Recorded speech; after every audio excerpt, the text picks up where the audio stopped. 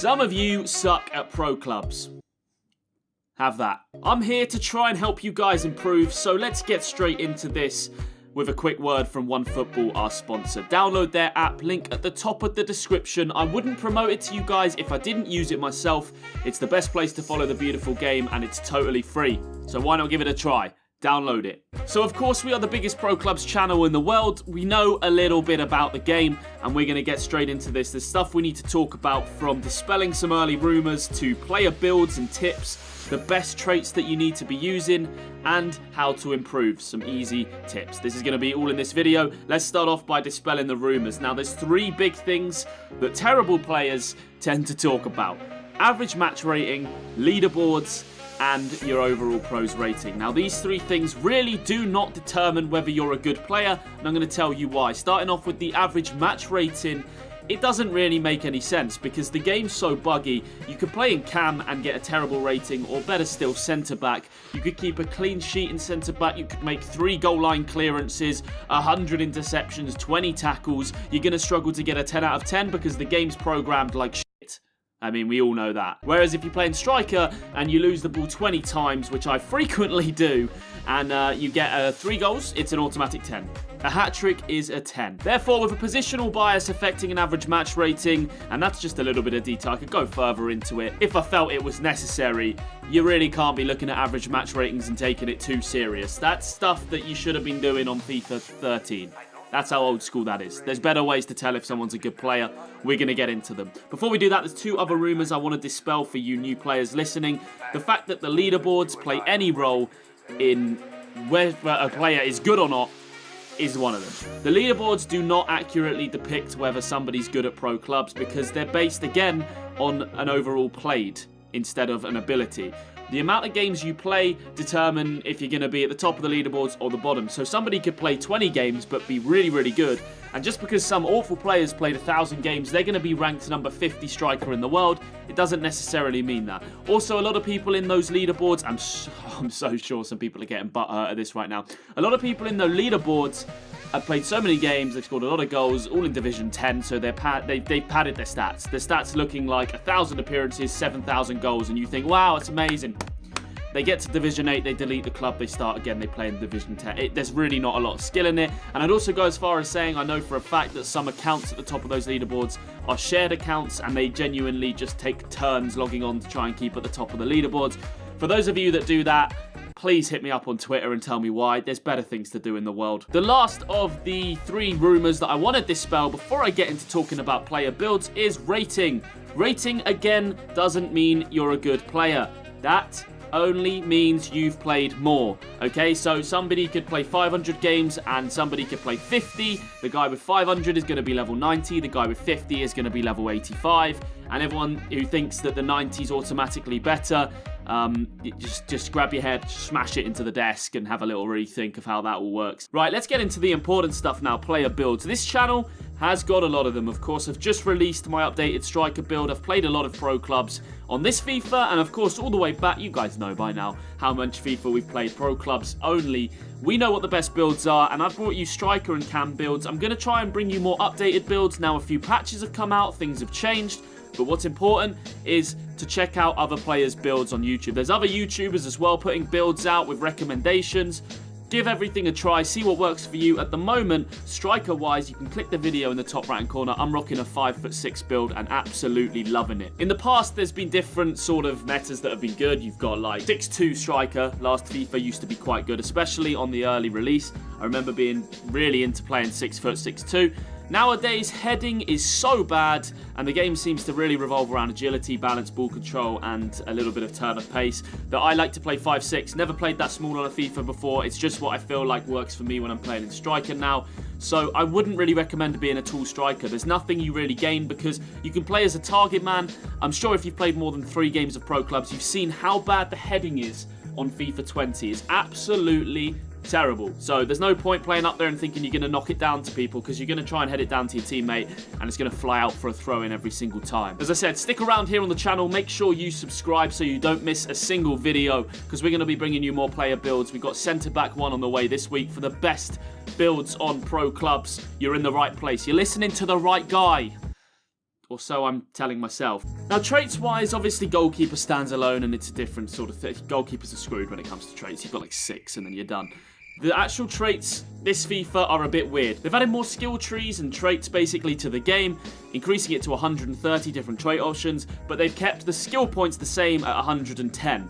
I mean, normally, if you were thinking properly, like if you had a brain, you would probably think to increase the amount of trait points if you're going to add in new traits. They haven't done that, so you have to miss out on things. In my striker build, I haven't got a single passing trait, and it's really annoying, but I just can't afford to do it, and there's reasons for that.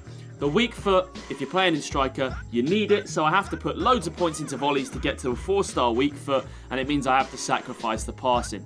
One trait that if you are playing in any position, whether it's divisions, 11-man pro clubs, centre-back, CDM, right-wing, left-wing striker, whatever you're doing, you should have second win trait on. It kicks in regardless of win, loss or draw now, so at 75 minutes you get like a 20% boost to your stamina, and it's a massive, massive deal. I would honestly not play this game without it. If I was trying to improve on the game and wondering why I was getting so tired, you might want to look into getting the second win trait as soon as possible. It makes a big difference. Apart from that, the traits are pretty subjective. Of course, if you're struggling with passing, you can add into some passing. The passing is a bit poor at first, but as you level your pro, it does improve. Now we're going to move on to our last big point, and this is where you should really be listening. If you're still watching and you're enjoying this now, guys, and you like the channel, please drop a like down below. It makes a big difference to me. In making this video, I've asked other good players to give me their tips, and these are obviously what we've come together and thought of for you newer players and how to improve. So a couple of things you need to know about FIFA 20. Heading is awful. The touch is awful. And the passing is awful. So we got 3 things that we need to mitigate. How are we going to do them? Heading wise, as I said, I play a small build and I would just sack it off.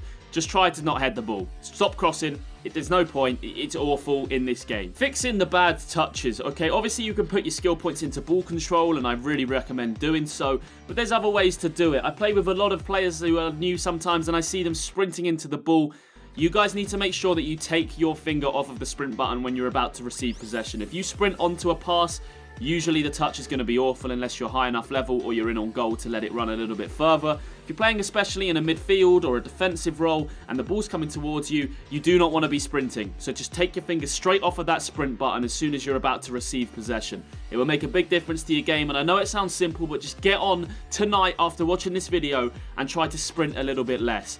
Also, just sprinting in general, if you are especially in those midfield positions or defense, if you're up front, you want to be sprinting through, I get that, but sprinting is the most overused newbie sort of feature that I see people do. All they do is sprint, right? They think, I'm playing FIFA, all I got to do is sprint around with the ball like a madman. Just slow the game down. Try not to sprint when you pick up the ball. If you're in centre midfield or cam especially, just try a little bit of dribbling. Slow dribbling, hold L1, the new button, obviously, that gives you that option to do the special dribbling, and see what options are available to you.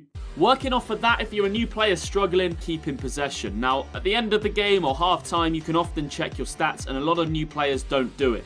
Have a little look in the performance tab at how you've played and see if there's any irregularities that you want to correct, right? So what I used to do when I was trying to get better and I'd speak to better players, click the pause menu at half time or whatever, go into performance or at the end of the game, see how many times I've lost the ball. If I'm playing in striker and I've lost the ball 12 times in a game, that's too many for me. Different circumstances all the time. You might score a hat-trick and lose it 12 times, so maybe it doesn't really matter that you lost it, and I get that, but try to bring those numbers down. Simply trying to get better at the game doesn't really work. You need to look at certain aspects of the game. Your passing, your positioning. Am I losing the ball too much? Am I shooting off target too much? And improve those little things in order to make your whole experience better. It's like anything in life, guys. You can't really just say, I'm going to play more and improve.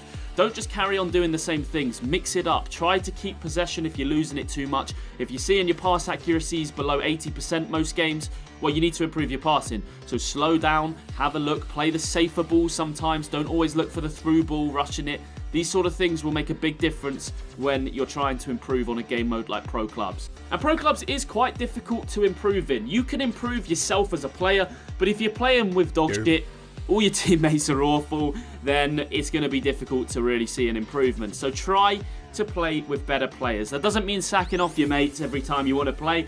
Just occasionally see if there's better players to play with. And a lot of you will be sat there like, great, that's great advice. This YouTuber's telling me to play with better players. What an amazing bit of advice. I don't know any. And I get that. can be difficult. So I've got something for you guys. The comment section of this video, you guys can comment down below, and you can obviously get in contact with each other and see if you want to play. But that's not it. That's not the only place I'm going to say. Obviously, you can look on websites, VPG and VFL. Now, what am I talking about? Some of you will know, some of you won't. These are two 11-man sites in the UK that pretty much dominate the scene. VPG has a sort of monopoly on the midweek success, so you play Mondays, Tuesdays and Thursdays in scheduled 11 versus 11 pro clubs. VFL is the weekend, so VFL basically separate website, and it runs basically the games are on Fridays, Saturdays and Sundays. Simple concept. All teams have 11 players. You enter into a tournament. The website records the results. The winner gets £1 million. Okay, let's just pretend they do. But these websites have forums. Now, VPG's link and VFL's link are in the description. VPG is more Facebook heavy. There's big Facebook chats. You can obviously sign up to VPG and VFL for total free, and you can find on the VPG's Facebook page lots of different chats of players, and you can try and get yourself involved in a team and just try and meet some players that are better. VFL has a website with more of a forum. You can go through onto the forums. You can find people looking to play pro clubs, looking to improve. So for you new players listening, you've got the comment section of this video to have a browse through. Drop your PSN, drop your Xbox gamer tag down there. Say what you want, see if someone replies to you in a few days. You've got the VFL and the VPG websites, both linked in the description down below, so there's no excuse to get involved and see if you can find some better players. If that's slow, if you can't find people to play with and you're still frustrated, tune in to live streams, guys. My live stream is every Monday, Tuesday and Thursday. We play in the highest league in the UK for pro clubs, and it's tough. It's 11 versus 11 pro clubs. You see us lose a lot, you see us win a lot, and you see every second of the action. I'm not the only streamer you can watch. There's people like Sam Tap Tap, 4 PM, Division 1, every single Monday to, I think, Saturday, over on Twitch. His link's down below as well. You can watch his gameplay and see what they do to improve as an 11-man team. Just try to watch and play with better players than you. If you're playing in a divisions game and you get spanked 7-0 and you're sitting there like, oh, the game's shit, fucking game. I mean, the game is pretty awful, we know that. But there's definitely things that you can do to improve, and there's definitely things that you guys did wrong to lose 7-0. From just having a look through the performance tab and trying to break down where you might have gone wrong or your teammates have gone wrong at the end of the game like we spoke about, to just clicking the share button on PlayStation and recording it, go back and watch the game, see how they scored the goals, see how they made the openings. It's nerdy as hell, but if you're watching this video and you're still listening at this point, I'm assuming you want to improve, and that will definitely help you improve. Final bit of advice that I've got for you guys, just be honest with yourself. Just try to admit that you're not the best player. Try to see where you can improve, and don't be stuck in this rut of thinking like, oh, the game's rubbish, so I'll just turn it off if you lose, or you can't improve. Try to find better players, like I said, but be honest with yourself and see where you can improve, and it's something that's helped me a lot. I'm by no means the best player in the world, but I'm definitely good enough to be dishing out this advice to new players. Hopefully it helps you guys out.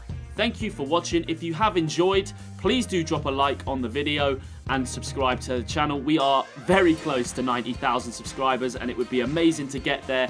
So please do help me out. Go out there and practice what I spoke about, and hopefully this video has helped you. Thanks for watching. I will see you guys tomorrow when we be back with our coveted Pro Club series. See you later.